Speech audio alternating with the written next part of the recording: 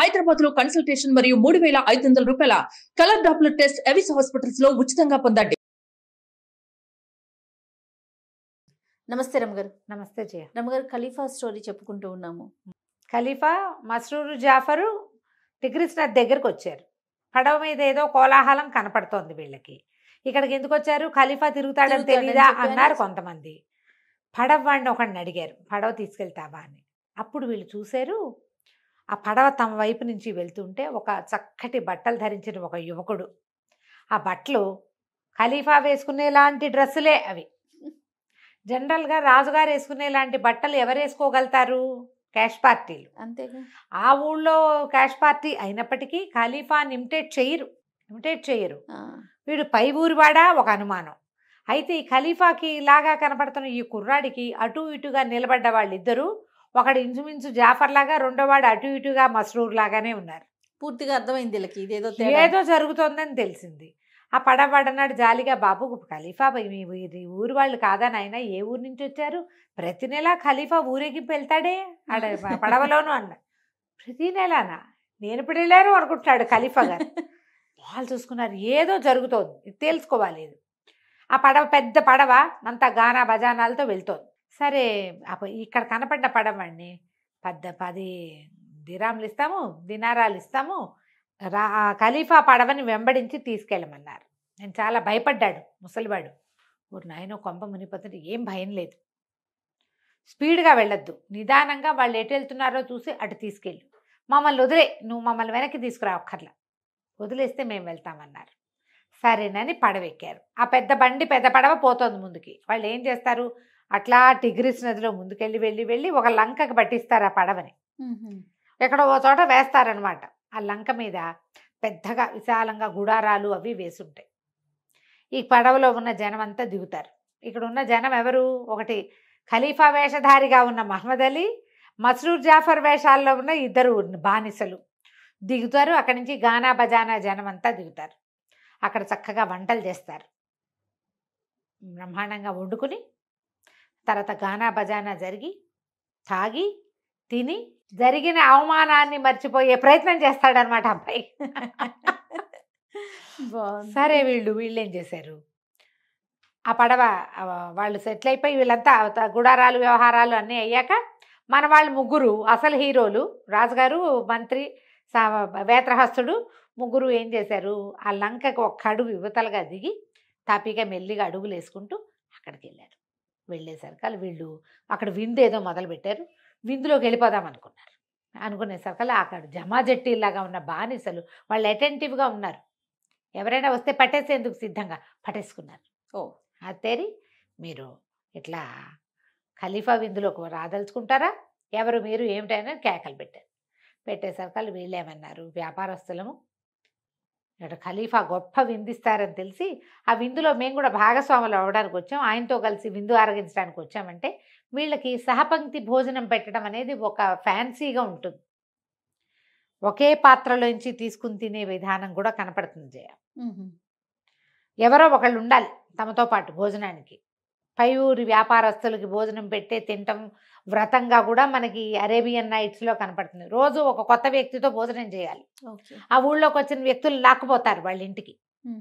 ఇలాంటి వ్రతాలున్న రాజుల కథలు కూడా మనం చూస్తాం. అవును, బ్రాహ్మణుల కథలు, రాజుల కథలు మనకి పాత కథల్లో కనపడతాయి. సరే ఏదో కోలాహలంగా ఉండేసరికల్లా ఏమిటని ఆయన కేకలు పెట్టాడు మహమ్మద్ అలీ. ఎవరో విందులోకి వస్తామంటున్నారు వ్యాపారస్తులు అంటే, రండి ఏం పర్వాలేదు రమ్మన్నాడు. వీళ్ళు 3 లోపలికి వెళ్ళారు. చూస్తే ఎంత ఘనమైన భోజనమో, ఎంత అద్భుతంగా వేశారో, గుడారం, ఒక డబ్బులు కాసులు కురిసిపోతున్నాయి అక్కడ. ఈ మహమ్మద్ అలీ లక్షణంగా ఉన్నాడు. వాడి బట్టలు ఎంత బాగున్నాయో, కిందేసిన బాలీసులు కూడా పట్టువి, ఎక్కడా కాంప్రమైజ్ కావటల్లా. వడ్డిచ్చిన ఆహారం చూసి ఆశ్చర్యపోయాడు ఖలీఫా. తంతినేలాంటిదే ఖరీదు. సరే మెల్లిగా భోజనం వాళ్ళు మొదలుపెట్టారు. తింటూ ఉంటే ఓ పక్క నుంచి గానా బజానా సాగుతోంది. ఒక అమ్మాయి ఎవరో పరమాద్భుతమైన విరహ కీర్తనలు పాడింది. వింటూ ఆనందంతో తన్మయుడైపోయిన మహమ్మద్ అలీ లేచి నిలబడి బట్టలు చించేసుకున్నాడు. అయ్యో రామ, విషాదంలో దుఃఖంలో చేస్తారు కదా, బట్టలు చించి అంత ఖరీదైన బట్టలట చింపేస్తుంటే ఆశ్చర్యపోయారు వీళ్ళు. అయితే ఈ చింపేసే క్రమంలో వాడి వీపు మీద ఉన్న వాతలు చింతపరికి పెట్టి కొట్టించింది కదా, ఆ, వీపు మీద వాతలన్నీ కనపడ్డాయి. వీళ్ళు ముగ్గురు మాట్లాడుకుంటున్నారు, ఏదో ఉంది రహస్యం. వీడు ఇంత ఖరీదైన గుడ్డలు వేసుకుని ఆ గుడ్డని బదబదాలుగా చింపేయగలిగిన వాడు ఒంటి మీద, ఆ, ఇవేం వాతలు ఉంటామేంటి? వీడికి ఏదో చేదు అనుభవం ఉంది గ్యారంటీగా. ఏం జరిగి వీడు ఇలాంటి వ్యవహారంలోకి దిగాడు అనేది మనం మాట్లాడుకోవాలని వీళ్ళు మాట్లాడుకుంటుంటే ఖలీఫా మహమ్మద్ అలీ అన్నాడు, మీరు ఇట్లా స్నేహితులారా భోజనానికి వచ్చి మీరు మాట్లాడుకోకూడదు, ఏదైనా నాతో మాట్లాడాలి అనగానే ఖలీఫా గారు కొంచెం జోరుగానే అడిగాడు, కాదు స్నేహితుడా, నువ్వు ఇంత అత్యద్భుతమైన విండిచ్చావు, ఇంత బ్రహ్మాండమైన గానా బజానా సాగుతోంది, నువ్వు పోసిన సారాయి కూడా ఖలీఫా లెవెల్కి తగ్గకుండా ఉంది, నీ వస్త్రాలు అంతకంటే అమోఘంగా ఉన్నాయి, నువ్వు చింపేసుకోవడం మరీ విచిత్రంగా ఉంది, చింపేసుకుని నీ బట్టల వెనకాల ఉన్నటువంటి వాతలను చూస్తే ఆశ్చర్యంగా ఉంది, ఏదో చేదనుభవం నీకు లభించే ఉంటుందని మేము నమ్ముతున్నాం, అదే మేము మాట్లాడుకుంటున్నాం అనగానే విషాదంగా నవ్వాడు మహమ్మద్ అలీ. నా సంగతి చెప్పుకోవాలి, ఎవరికైనా చెప్పుకోవాల్సిన కథే నాది అని గానా బజానా ఆపిచ్చేశాడు. మీరు వచ్చి నా దగ్గర కూర్చోండి అన్నాడు. కూర్చుంటే బ్రహ్మాండమైన వ్యాపారస్తుడిని, ఫలానా కొట్టు నాదేనగానే వీళ్ళు ఆశ్చర్యపోయారు. వీళ్ళకి తెలుసు రత్నాల వ్యాపారస్తుడు వీళ్ళ నాన్న, వీడు కుర్రాడు కాబట్టి వీళ్ళకి ప్రత్యేకంగా తెలియదు, కానీ అసలు రత్నాల వ్యాపారస్తుడు కుర్రవాడి తండ్రి మహమ్మద్ అలీ తండ్రి చాలా ప్రఖ్యాతి పొందినవాడు. ఖలీఫా పెళ్ళిళ్ళప్పుడు బంగారం తెచ్చిపెట్టిన వాడు అతనే. ఆయనకు ఆశ్చర్యం వేసి, వీడు మన స్నేహితుడు కొడుక, వీడి పరిస్థితి ఏమిటి ఇట్లా? అప్పుడు నేను ఒక అమ్మాయిని ప్రాణప్రియంగా ప్రేమించాను, మా నాన్న కొన్న లక్షలాది వరహాల ఖరీదున్న బంగారు పట్టెడని ఆమెకే సమర్పించాను, ఆమెమో నన్ను పెళ్లి చేసుకుంది, నేను ఆమెతోటే గడిపాను. ఒకనాడు జుబేదారాణి కబురు చేస్తే రాణి అంటే ఆమె స్నానం నుంచి వచ్చేసరికి నేను కనపడకపోతే బాధపడతాను తెలుసు నాకు, కానీ రాణిగారి మాట కాదట్టమేలాగా, రాణి దగ్గరికి వెళ్ళానంటే సంతోషిస్తుంది అనుకున్నాను, ఆ రాణికి ఆవిడకి పడదు అనగానే జాఫర్కి అర్థమైంది ఇది మన చెల్లె అని. ఏదో విన్నారు చెల్లెలు పెళ్లి చేసుకుందని వదిలేసిందని, ఏం జరిగిందో వాళ్ళకి తెలియదు, ఇప్పుడు అర్థమైంది. ఆమె నన్ను చితకొట్టించింది, నా ఒంటి మీద ఉన్న దెబ్బలన్నీ అవే, మరి ఇంకేం చేయను, అవమానం నుంచి తేరుకోవటానికి నేను బాగా రంజించటానికి నా మనసు, నేను ఈ మార్గాన్ని ఎన్నుకున్నా. ఇప్పటికి సంవత్సరంగా ఖలీఫా లాగా నేను ఇదే చేస్తున్నాను. వీళ్ళు ఆశ్చర్యపోయారు, ఏడాది నుంచి సరుతుంటే మనకు తెలియట్లేదురా నాయన. సరే ఆయన్ని బాగా చేశారు, బాగా సాంత్వన పరిచి మళ్ళీ కలుసుకుందామని మెల్లిగా యువతలకు వచ్చేసారు. వచ్చి వీళ్ళ పడవ తెల్లవారేసరికి దారి పడుతుంది కదా, వీళ్ళ పడవలోనే ఎక్కి వెనక్కి వచ్చారు.